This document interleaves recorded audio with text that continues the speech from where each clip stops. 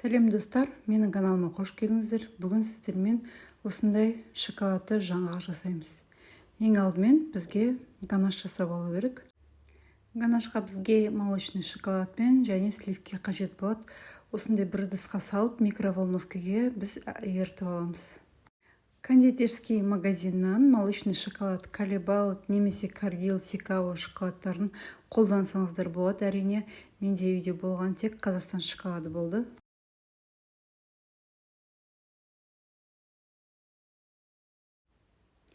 Міне біз шоколад пен сливкемізді микроволновкада осылай ерітіп алдық. Енді осы массаны кондитерский мешокқа салып, біз тоңазытқышқа толықтай мұздағанша жібереміз.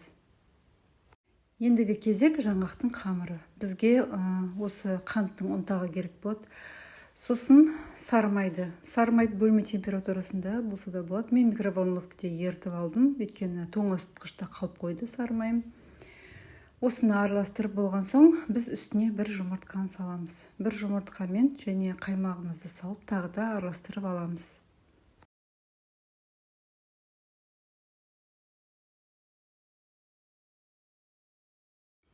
Және де біз үстіне яблочный уксуспен соданы салып, сол массаға тағы да жібереміз.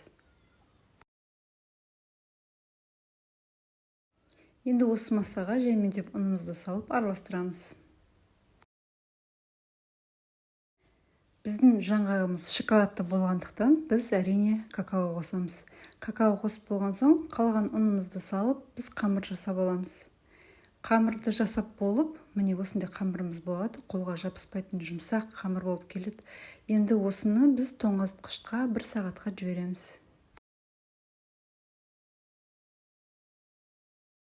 Міне қамырымызды біз тоңазытқыштан алдық. Енді біз әрқайсысын 5 немесе 6 граммнан осылай таразының көмегімен бөліп аламыз.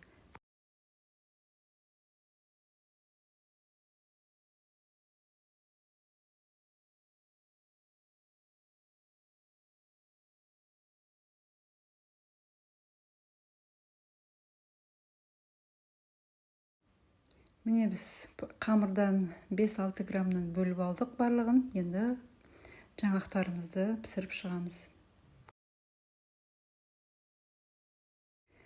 Жаңғағымыздың барлығын осылай пісіріп аламыз да, оны тоқтай суытамыз. Тоңазытқышта тұрған ганашымызды алып, біз барлығына ацетка жасап аламыз. Біз тез жұмыс жасауымыз керек, өйткені біздің ганаш еріп кетеді.